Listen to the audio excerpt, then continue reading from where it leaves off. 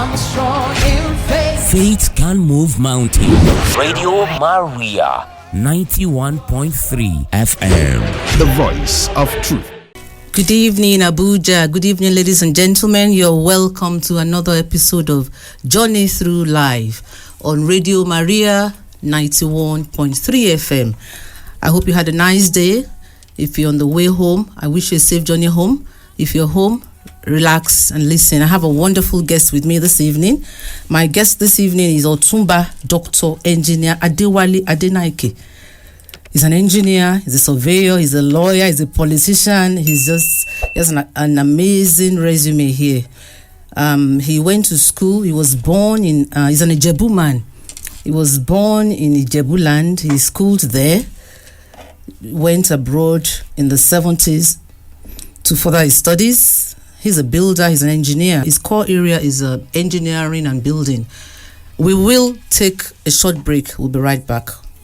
Otunba Adewale Adenaike, welcome to the program. I see your CV quite accomplished. You are an engineer, a doctor, a lawyer, a politician. It's all in there. How did you manage all this? First of all, thank you for inviting me. I'm from a very academic family, and we don't chase after money in that family, but you are supposed to chase after letters after your name, hence all the XYZ after my name. There's a lot of XYZ after your name, a lot. Yes. So, well, that was all our parents taught us to do at the time. Go and study, and after you finish studying one, you are asked to study another one. So, and it was all their instruction, nothing to do with your own decisions. Because then it was more about legacy, wasn't it? It wasn't about money and material accumulation. It was more about the formation of the being, the legacy. Absolutely. I mean, look at the lives of our parents. It was never money driven. It was legacy driven. It was reputation driven. You know, that was the key thing at the time. Aside from their religious inclinations, they also would like to be known for what they could have done for the society. Not about the amount of money you have in your bank account, not at all. It must sadden you to see how things are today, where everything is about money and material wealth and all that. Like I say to people who know me, I don't know this Nigeria. I used to know a different Nigeria. The Nigeria of today is not the Nigeria I grew up in, and it's not the Nigeria that I want to bequeath to my own children. But sadly, this is where we find ourselves. You've come with some soundtracks to your life. The very first one we're going to play now is God of Mercy and Compassion.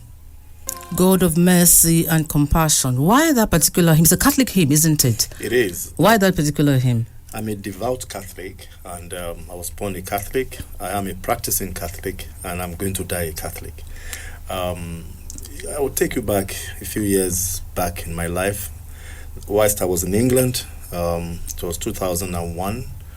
I was planning to come to Nigeria then to come and contest in the elections of 2003. And bang, I was diagnosed with having liver cancer. Of course, I didn't know. I wasn't sure that was real as far as I was concerned. That was in the UK? That was in the UK. But most importantly, this was found out at one of the best hospitals in the UK, Addenbrooke's Hospital in Cambridge, where I lived. And it got to a point where they said they were going to carry out operations and all of that. They gave me 3 months to leave. That was 2001. We are now 2024. It's 23 years. 23 years ago. You should know that God of mercy is my God. At the time when I was told that, I approached my God. I mean, can I just ask a question? How does it feel to be told that one has just 3 months to live? How did you take that news? And what did you do? What was the first thing? Did you have a reply? Did you have a response? What did you do? I was simply numb at the time. I was told. I couldn't talk about it. I just kept quiet. So why did you go to the hospital in the first place? Were you having symptoms? What was happening? What caused you to go and get that? Okay. Permanently, I was having pains, the right side of my lower belly. And each time I got into a friend's house in London, when I would leave Cambridge, and the first thing I'll be asking for is paracetamol. And constant pain. And I was getting it. I thought it was just pain. I didn't think anything of it. Maybe I should have gone to the hospital to have done investigations, but I thought it was just pain. Then, of course, I would look in the mirror. I'll see that without having to reduce my food intake, I'm beginning to lose weight. One, then two, I was not eating as much as I was eating as well. So all of this, I've said to myself, you know what, let's go find out. There must be something here. So by the time I got into the hospital, they said, ooh, it was too much. That's okay. What the problem will do is, one, to operate and take some certain percentage of the liver away in order to extend my life. All of this was like home movies for me. I just thought it was Nollywood. And I took it in my stride. I took it on the chin. I didn't have a lot to say about it. I was just simply listening to what they were saying. Well, as the good Lord will have it, I decided that, okay, you know what? Whatever will happen. Let me go to God. So I went to the altar at Our Lady of St. Joseph's in Cambridge. And I was the only one in the afternoon. I had a couple of Polish people came in. I stood there and I told God that, well, you created me. And when you created me, you must have done it for a purpose. There must be a reason why I came here. And that reason is not done yet. Why do you want to take me back through this? So I just challenged God, literally. And then that song, Lord of mercy, have compassion on me. That became my daily hymn. And I left it there. Of course, I had a lot of people praying for me at the time, a lot of priests, pastors, everybody, even sheikhs, all manners of people were praying. And so when it was time for the operation, because I'm saying this publicly so that people can know that when you are with God, nothing is impossible, because that's his key, and you must be true to yourself, because like it is known, to thyself be true.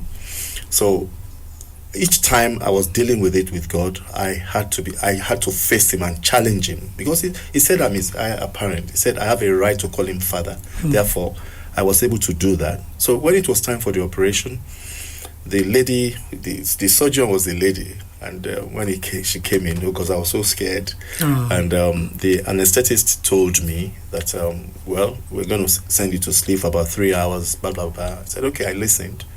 And there we go. That was it at Edinburgh. So I went to sleep. When I woke up, I thought that I was expecting my tummy to have been strapped, because they told me they were taking part of the liver out, and nothing happened. So when I woke up, the surgeon was right there, and he said to me, Mr. Adenaike, I said, we're going to have to let you go home.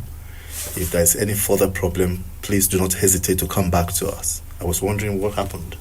She looked. They didn't carry on. There was no operation whatsoever. Was it a wrong diagnosis in the first place? I had a file that was about 1 foot high from the table.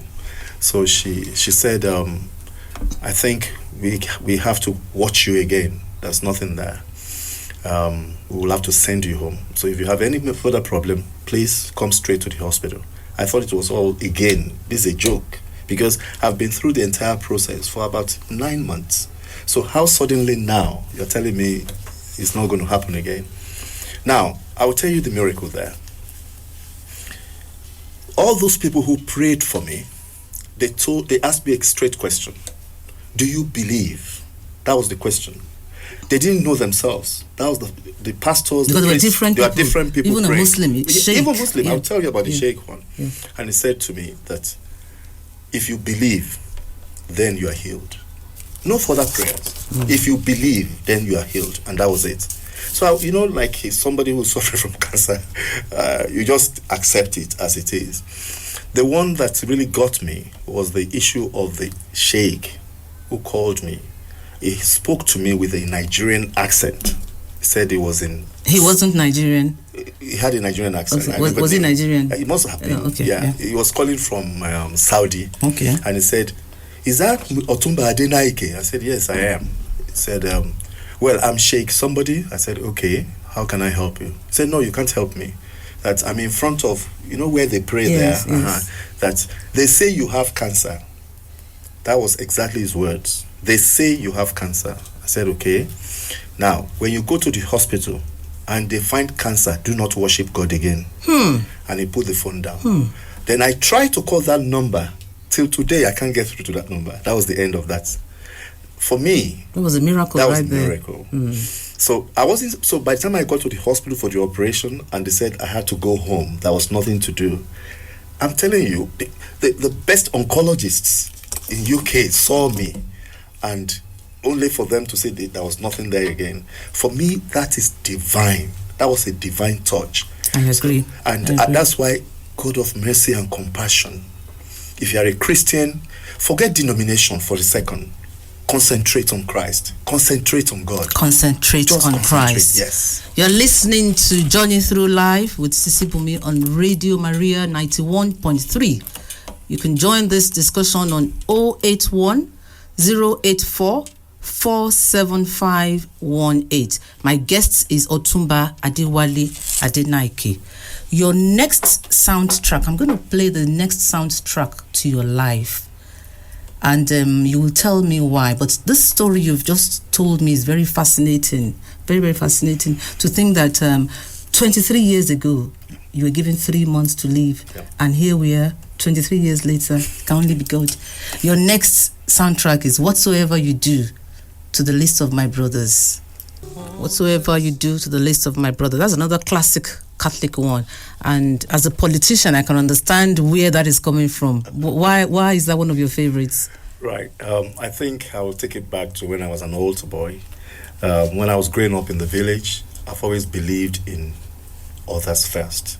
And that was how I was brought up by my maternal grandparents. And I was privileged to have gone to one of the most prestigious Catholic boarding school at the time in the Western region, St. Anthony's Grammar School, where we were taught nothing but give sacrificially. Think others first before yourself. And in the process of doing that, others will look after you. When I was growing up, my maternal grandfather used to buy all of us bread on Sundays. Sunday special. Sunday special. It was 2 pence at the time, like 3 pence for a loaf. And all the grandchildren would go around the table and he would buy for everyone and he would not buy for himself. There were 9 of us, so all of us would give him part of our own. And then at the end of the day, he's having 3 times the one we've had. So that showed me that you can actually benefit when you give to others. Yes. There's a lesson there. It was a lesson I learned from earlier on in life. So as I grew up, of course, in England, I was the first president of Ijebu People Association. You know, as a proud Ijebu man, I had to do something about Ijebu in England. And when I got there, the first thing I thought about was there are some indigent Ijebu students in England. They have to work day and night to be able to pay their fees, not because I escaped that myself. So I felt the need that we should try and assist people. People had health issues and they didn't have visas to stay in England, so they cannot enjoy the free medical service. So we assisted them to pay for their medical bills. So I've always had that kind of mindset. So that drove me into, when I came into Nigeria, I realized that, look, I've been exposed to a different world where things are done differently for the benefit of the people. So I felt, okay, I have the capacity, thinking from my background that, okay, experience. Yes. I can do that here too. Hence, I got into politics, hoping that was a veritable tool to be able to impact on the generality of the people. And of course, I had my fingers burnt. My first attempt was 2003, for Senate in Ogun East. Bang. That went the way it went under AD. Then 2007, when I thought I'd won the elections, again, bang. Had my fingers, my toes, everything burnt. Then again in 2011, bang. Same thing. Maybe you are doing the politics like a Londoner. You're not doing it like a proper Niger person. What I've discovered now is that politics in Nigeria is about deception. And I cannot deceive people. My religion, my faith will not allow me to lie to you because politics is about negotiation. It's about people. It's not about deceiving them. Deception is not politics. They are two different things. Okay. So anyway, I went for gubernatorial 2019. Same thing, down the drains. Then, of course, 2023, I contested for the Senate of Ogun East. of course, on the 5th of February, just before the election, which was 25th, I just escaped being assassinated in the middle of Ijebu by opponents. But then, there you go, these things, they call it politics, seeking after your life. I don't understand that. In every definition of politics, killing people, I don't think is part of it. But if you're trying to help people, why would you kill them? I don't understand it. The desperation of wanting to get into office, there's no text. But you're not going to give up, are you? You're still going to keep trying. Well, with the age now, I think I'm going to have to think of our children to take over. So that is important. And also, where I live, Trademore Estate, we suffer perennial flooding in the estate. About 40,000 people living in that estate, 3,000 homes there.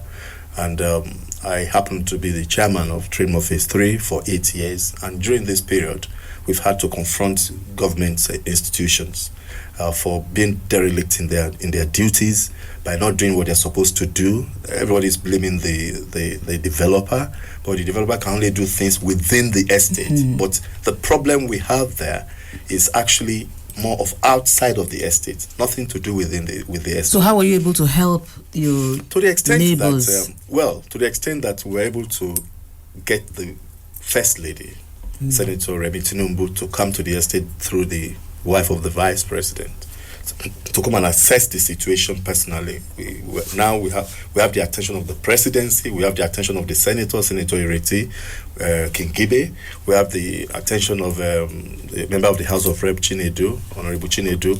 So we've been able to call people so that they can see that the problem of Trademore is far beyond Trademore. And I have led the drive to try and draw attention to this, to make sure that, because you see, people say that I do these things, I don't bother to ask for money. I was essay to the Minister of State for Education, right? And my own is not about money, it's about service to mankind. Service. Whatsoever you do to the least of my brothers, yes, that you do unto me. And that drives me, service to other people. You can join this conversation on 081-084-47518. This program is Journey Through Life, and the guest this evening is Otunba Adewale Adenaike, an engineer, politician, lawyer. His resume is just very, very intimidating.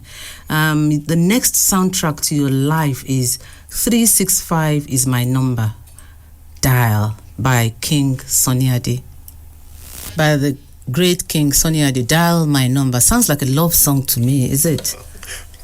It's Valentine tomorrow. Oh yes. Unfortunately, it's Ash Wednesday as well. Well, why is it unfortunate? I don't think so.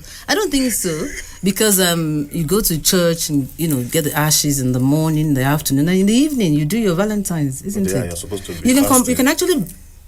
Well, you can break fast in the evening. You break your fast around 6 p.m. You're beginning to teach me what to do. No, I'm not teaching. I'm just saying that you can easily, combine the two. Ash Wednesday and And then tomorrow. Yeah, okay. So you do the romance in the evening. So why this particular song? Go ahead.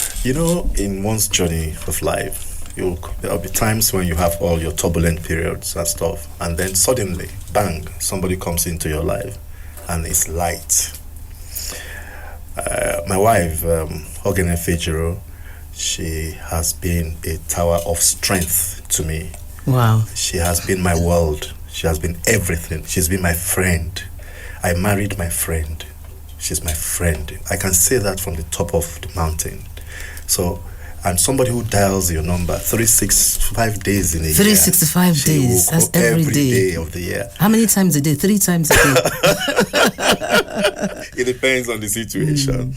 And I just want to dedicate all of this to her because she has been the strength behind me. The rock. The person who has kept me standing. Even after all the cancer thing, then the prostate matter started all over again and all of that. And she kept saying, darling, what's the prostate? What was that about? It's the prostate enlargement, and I've had a few operations in the UK. I've had all my health issues, but my wife stood tall and strong and kept saying, don't forget God is with you. And each time I hear that coming from her, it's consoling. It's consoling, it's soothing, and comforting. It's yes. comforting. Yes. And she's been there through the thick and thin. Everything, she's been there. In fact, I don't know how she could be rewarded, but one thing I've said that Almighty God will surely illuminate her path in life, because she has been the reason for the season. She has been the person. Without my wife, the reason for tomorrow, Valentine's Day, the reason for the season. Yes, I hope she's listening now. I hope she's listening somewhere. Yes. But, you mentioned something about the prostrate. Yeah. Did you also go through that? Yes. Do you have any advice for men listening? Oh gosh, once you are 35 going on 40, I advise men to please, because with men we don't talk about our health issues. We always hide things. And you don't visit the doctors often enough. We don't. We think we're macho. Yes. I will advise, please. Every man has prostate gland. Every man. And it's susceptible to enlargement. And that gives you all this frequent urination, not being able to urinate, and constriction of the urethra and all of that. So there is need to check it out. Do your PSA. Go early, so that if they catch it early, they can, because it can eventually become cancerous. So the best thing is, once do you think maybe early, some men are, the embarrassment because of, yeah, it's not that embarrassing. It's not embarrassing in any way. The best, because what you do, you save your own life by coming forward. Yes. Now, here I am talking about it publicly. Look at what happened to King Charles. He went for prostate enlargement issues. They discovered he had cancer. So now, there's nothing to be embarrassed about, because these things can happen to anyone. So when men are 35 and above, they go, is it yearly? Is it how many times? How often do you go to? No, you can do yearly. Do your PSA yearly. So it's just like a blood. What's a PSA? Blood test. It's a blood test. Yes, it's a blood test. So they will check if there's any problem there. And that's it. And if there's nothing, you go home. There's nothing, you go home. And if there's anything, they can give you treatment. Absolutely. And even if you are beginning to see that there's frequent urination or there's urgency to urinate, and when you get there it's not coming out, then you need to talk to your doctor straight away. Immediately. You need to. Yes. Or after you finish urinating, the projectile of the urine is not how it used to be, then you need to talk to your doctors. And talk to your doctor on time. Don't leave it. Don't leave it. Do your PSA test. It's just a blood sample. Blood sample. They do the test, and then it's very, very important. If there's any man listening and you're 35 and above, please make sure you do your tests regularly. We're on Radio Maria 91.3 FM. The program is Journey Through Life with Sisi Bunmi, and my guest today is Otunba. What's Otunba?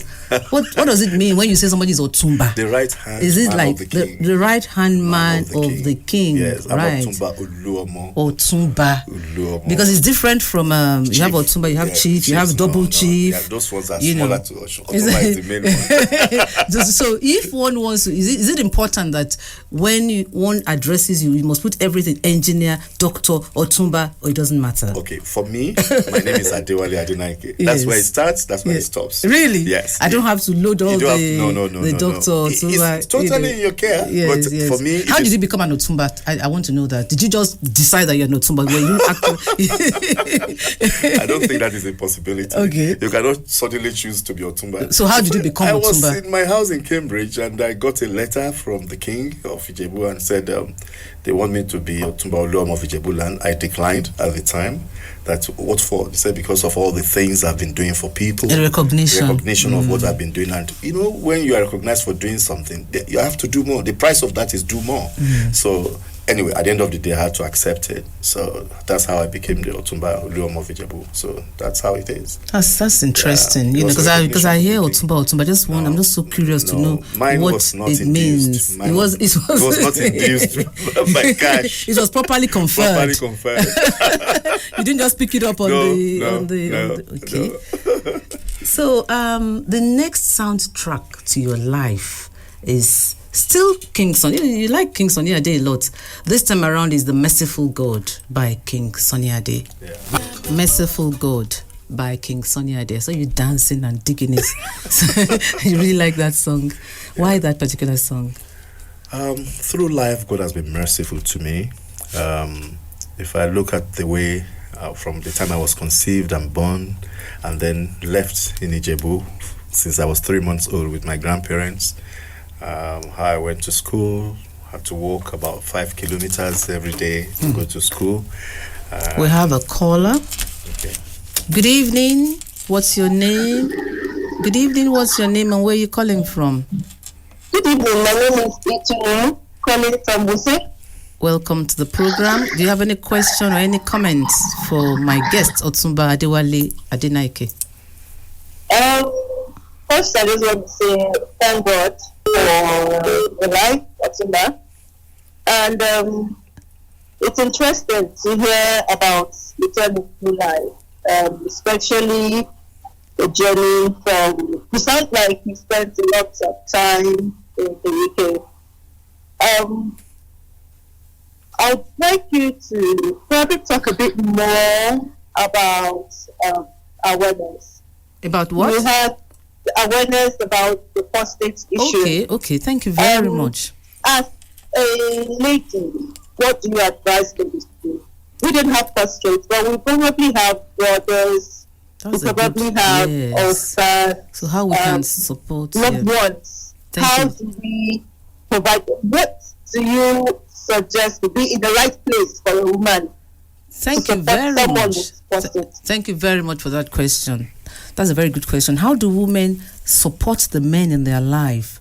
Their husbands, their brothers, their fathers. How do we support them to ensure that they do these tests and, these routine tests? That's a very good question. Thank you. Thank you, Itunu. I believe that was the name I heard. Women don't have prostate, obviously not. But there's no woman who doesn't have a brother, who doesn't have a father. We have another call. Okay. I'll hold you right there. Good evening. Good evening. Can you turn down your radio, please? Thank you. What's your name and where are you calling from? My name is Chiamaka. Welcome to the program, Chiamaka. What's your question? My question is, my sister is not that much. Say that again. Please, let's go back to Itunu's question. Okay. Yes. Every woman has either a father, a brother, an uncle, a cousin, a husband, a fiancé, a boyfriend. At least you have a man in your Even a life. son. A grown-up son, yeah. yes. There is need for women to be part and parcel of this consciousness, the awareness. For men, once they begin to hit 35, 36, they're going towards 40. There's need to keep hammering it down their ears because men don't want to hear it. And look, there's need to carry out this test. It doesn't mean there's something wrong with you. You don't have to wait. Just give you the peace of mind, doesn't it? That there's nothing So that's wrong. the kind of support. And it's not intrusive from what you've said, just a blood test. Yes, it's not intrusive. Oh, that's not bad. And then it is only when they discovered something, then it becomes that they will have to carry out some other tests, further tests. Those ones could be a bit intrusive.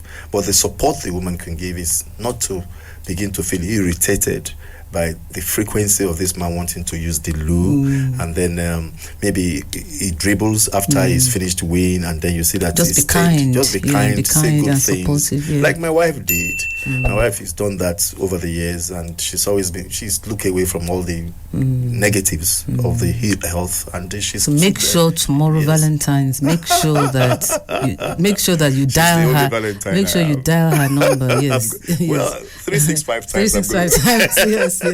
So you were talking before the call came in. Yeah.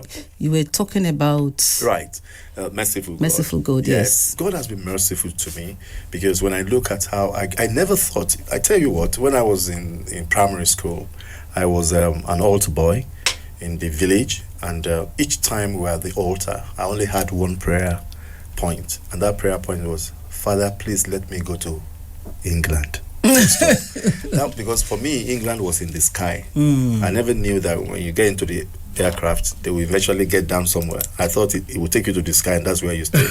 So that was my only prayer. And after secondary school, bang, the opportunity came. I left the country. By that time, I knew that England was not in the sky. It was another country.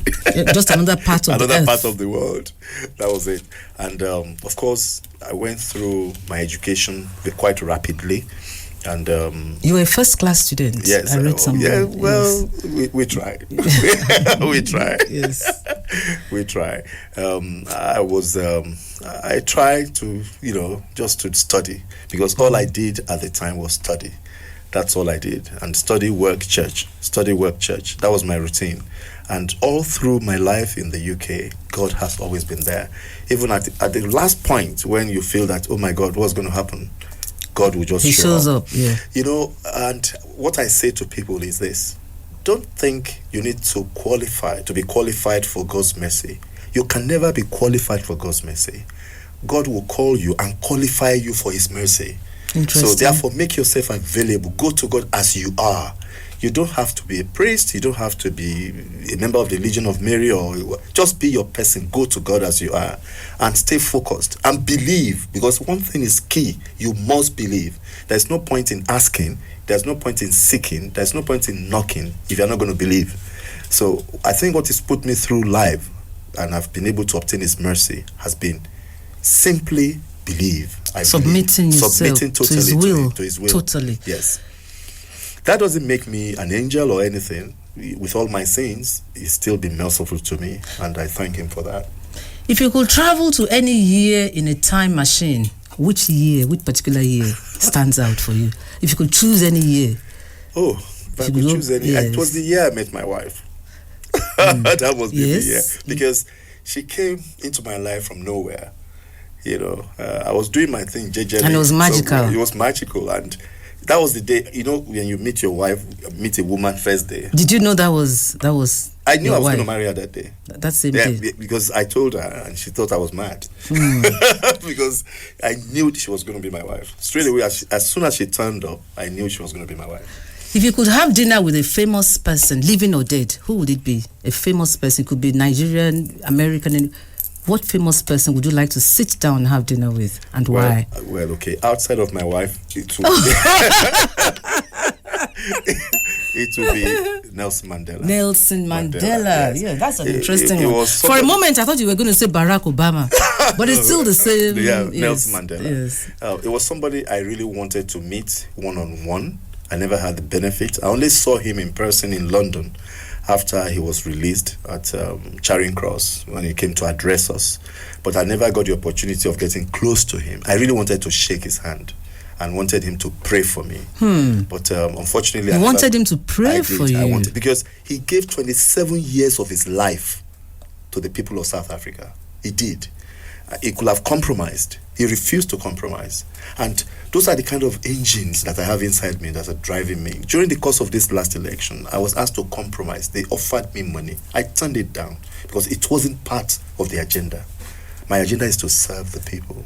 And people like Nelson Mandela are heroes that any day, if he came back again tomorrow, I wish if I was having another child, I'd probably name him Nelson. Well, you never know. Tomorrow is Valentine's. No.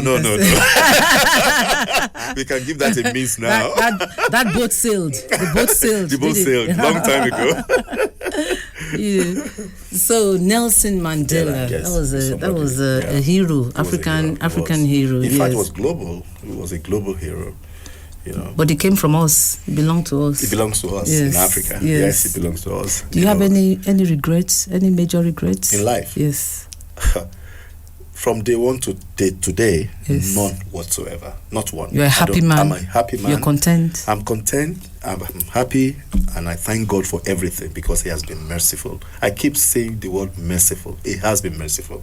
I remember when we were in school, our Reverend Father, who was in charge of our house at the time, when you did something wrong, he would send you to the chapel and have you prostrate before the sacrament, yes, and ask you to be saying, Lord have mercy, Lord have mercy, and he said you have to say it 100 times. Be chanting it. Yeah.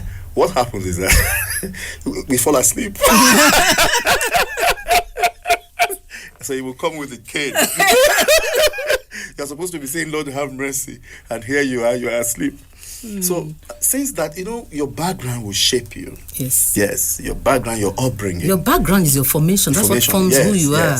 And you carry it along for the rest of your life. That's what I think. I say to people, show me a 7-year-old, I will show you the adult. Yes. That adult is already there. That's there. why, as parents, we can't afford to abdicate our responsibilities. What's one of the most fun childhood memories that you have? Childhood memory. Oh gosh, when I was in secondary school. Oh gosh, having to wake up at 5 a.m. and go for morning drills before we go to the chapel. It was fun because then it looked like punishment to a lot of us, but it was fun because especially on Wednesdays when we have to go to the dining hall and we're going to eat rice and fish, and we all run for the head of the fish. Because if you are late getting to the dining hall, you'll miss out on the head of the fish. So you probably end up with the middle of the fish or the tail. But you didn't want that. You prefer the head. It's the head. Why? Because that's well the bone. Don't forget that. Really? Our head used to have a lot of meat in it, a lot of fish in it. So, that was fun for me in secondary school. So I wish if I had opportunity of going back in days, I want to go back to my school again. That was fun time. Which school was that again? St. Anthony's Grammar School. A Catholic school. In Ijebu land. Very, very Catholic. We were somewhere in the bush. They just kept us somewhere and locked us up there, and we were producing priests. That's interesting. Fantastic school. That's interesting. Fantastic school. So when you look back to those days, you're happy that your parents gave you that kind of opportunity. Yeah. I want to thank they are now of the blessed memory, especially my grandparents, because I grew up in their arms, and they were the one who showed me the way to the Lord. They were the one who showed me the reason when I have to go to church on Saturdays for confession. And funny enough, I wouldn't know what to say to the priest because I don't know what I've done wrong. So you have to go to church and go and lie. Because you have to say something. You must say something to the priest because you've been asked to go and confess, and I don't know what I'm going to say. Because you didn't commit any sin since the last time. As a child, what have you committed? You didn't kick somebody because what we used to do, we used to say, I kicked somebody. Because we just thought you have to say you stole, and I'm like, I didn't steal anything. But if you don't go, but you don't even make noise in class. That's part of you can confess that. Nice. Okay. Yes, if you make yes, if you make noise in class, you write it down. It was an interesting. If you were disobedient, if they called you didn't answer. We used to say that because children I don't really think that children have the concept of sin per se. So we like minor disobedience, things like that. Or angry about something. Yes. Throwing tantrums and things like that. Especially when I was sent to go and buy SM cigarettes from the next village at 7 p.m. and I have to walk for another. Whoever wanted that? My grandfather was a chain smoker, even though he lived till 105, but he was smoking all his way through to his grave. So I had to walk another 1.5 kilometers to go and get his SM, his sweet menthol is called at the time, and then bring it to him. That one I will get angry. So when it's time for confession on Saturdays, then I will say I was angry. I'm going to play the next soundtrack to your life. This time around, it's 3 Little Birds by Bob Marley. Every little thing will be all right. Bob Marley. Why that particular song? My message to you, the good people of Nigeria, is this. Don't worry about anything, because he that created us knows that he's in charge, and therefore we are his own.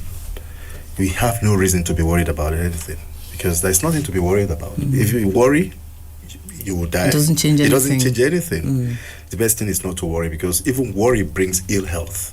So for me, I feel that I'm a believer strongly. I'm an optimist. I never believe anything can go wrong. I just believe that once I put my head to it, for the mere fact that I've not been successful politically, it doesn't mean that God is not there. One thing is this. It was his decision for me not to be at the Senate right now. I believe that. Forget all the attendant issues. And it's his decision for me to be where I am right now.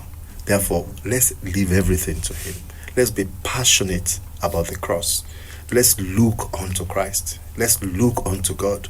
Let's believe that everything about us is in his hand. Therefore, we have nothing to worry about. Because you worry or you don't worry. If you sleep and you don't wake up, that's the end of it. That's the end. That's the end. There's nothing you can do about it. So it's important that we come to the realization every day. We wake up in the morning, Father, take control of my life. Leave it in his hands. Because I remember, I can't remember the name of the Pope now, in the past, that each time he's going to bed, he was going to bed at the time, he would tell God, Father, Pope, whatever his name was at the time, is going to bed. The Catholic Church is in your hands. He will go and sleep. He said that's how he will leave it all in the hands of God and let him handle it. So when he wakes up in the morning, he says, wow, I'm up again. Thank you for waking me up. Now I can carry on with the job you gave me.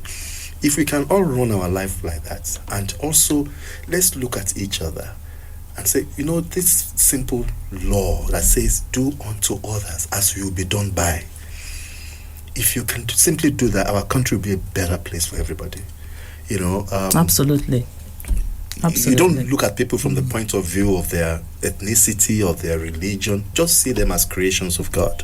That he said, I created man in my own image, in his image. So he didn't say, I created the black people in my image, or I created the white people or the women or the men. He said, I created man in my own image. So everyone as man, if you know what I mean. So it's important that we have nothing. Don't worry. That doesn't mean you are irresponsible. You don't care about tomorrow. No. But don't stress. Don't stress. That's the point. Because stress kills you. Stress. It kills you. Yes. And all of these things have a way of contaminating your very being. So, and I don't know if you agree with me that it is, if you stress, I think that means you don't trust God. Absolutely. Because if you trust God, you leave everything at the feet of, Yes. But if you're stressing, that means you think you are in control. Absolutely. Whereas you are not. You're not. Because even your life does not belong to you.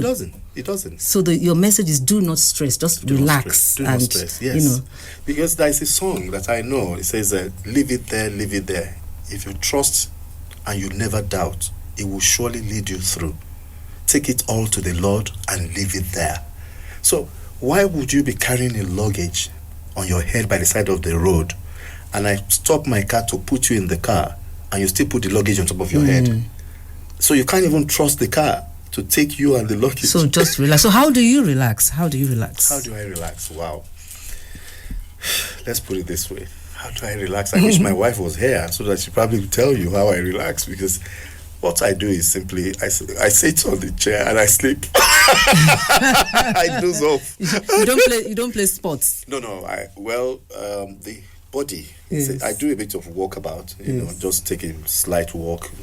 I can't stress myself at my age, because I think I'm at your age. You don't look old. Well, I'm nearer 70 than 60. So, really? So I'm no longer a young man. I know that. So you look very, very well. Thank you very say. much. I think it's still the mercy of God. A lot of people say that. So you sit on the couch and that's it, and you watch TV. Especially when you finished eating.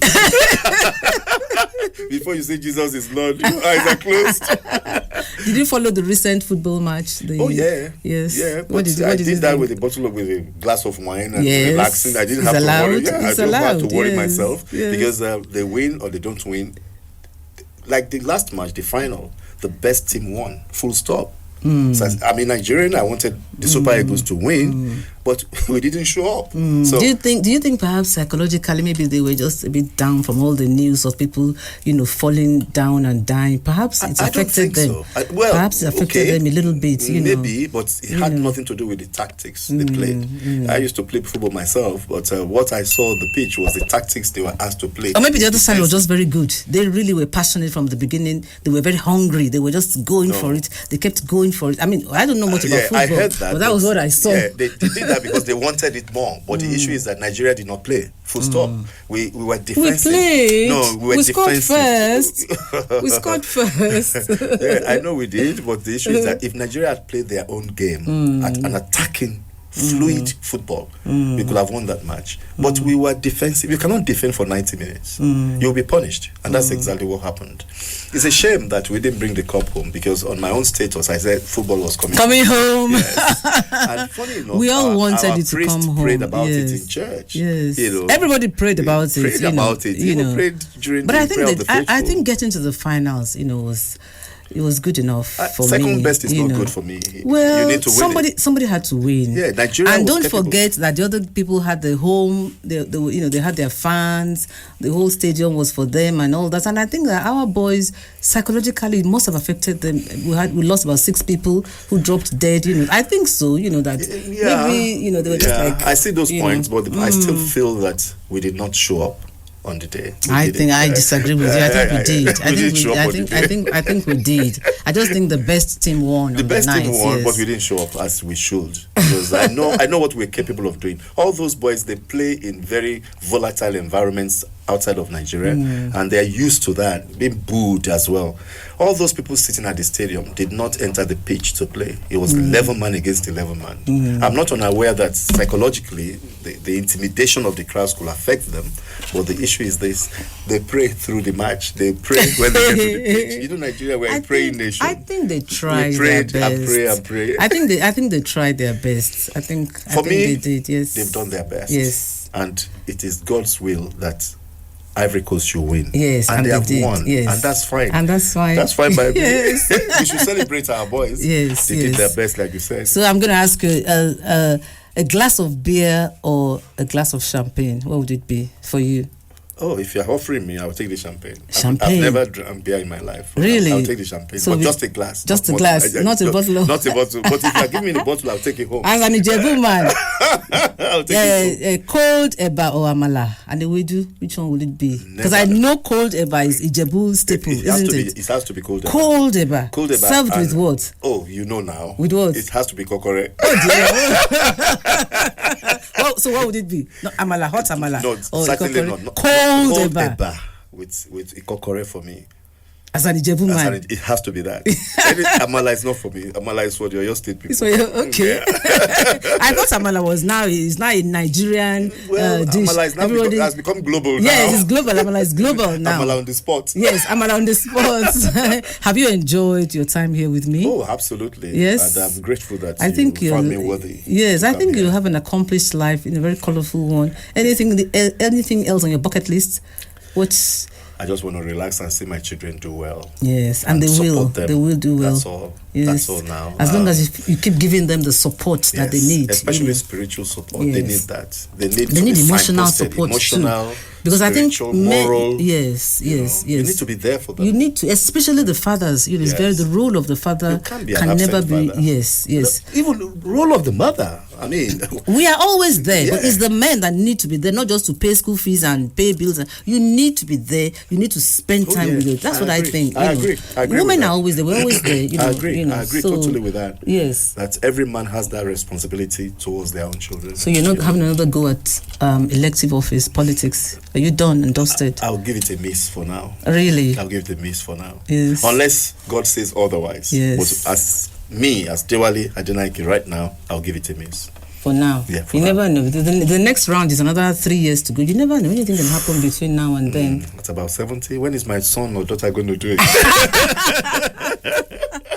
I've really enjoyed having you. So I send you off now to continue your life journey. And what is the one luxury item that you must have as you continue your life journey? Luxury? Yes. Could be anything. Luxury? Yes, what you cannot do without. Don't tell me your wife. I know you can't do with your wife. An item. What's the one luxury item that you cannot do? You cannot live without. I can't even think of any because really I'm a content person. I don't need luxury. That's interesting. I just need. That is interesting. As long as my need is met, I don't need luxury. Yes, because that luxury, I rather convert it for some other people's use. That's fascinating. Yes. Fascinating. That's me. It cannot be more than that. So finally, I'm going to give you a choice of the full works of Shakespeare or the Holy Bible. What would it be? Oh, Holy Bible number 1, Holy Bible number 2, and Holy Bible number 3. Thank you very much. My guest has been Adewale, Otunba engineer, doctor, barrister, right? Adewale Adenaike. He's a politician and he has been wonderful speaking with him and getting to know him. And I hope at some point we will have you back here to continue. Because I think there's still so much more of life in you. And I want to bring you back here. I want to hear more about your journey. No problem at all. Thank you very much. It's been a pleasure being with you. I hope you had a good time. You enjoyed it. All right. Absolutely. Thank you very much. Don't forget my bottle of champagne. I'll be here again next week, Tuesday, same time, 6:30. where I will be with another interesting guest. Please join me next week, Radio Maria 91.3 FM. Thank you. Have a great evening. Good night.